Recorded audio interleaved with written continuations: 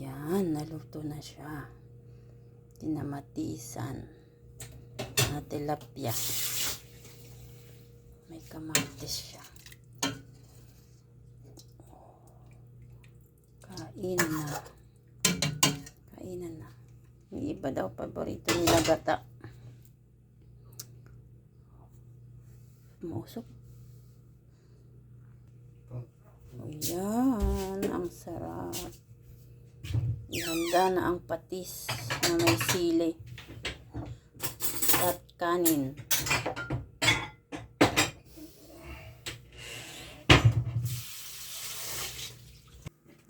Yan. Kainan na. Ito yung patis natin. At ito yung ating kanin. Oh. Dami. Nag-imasan.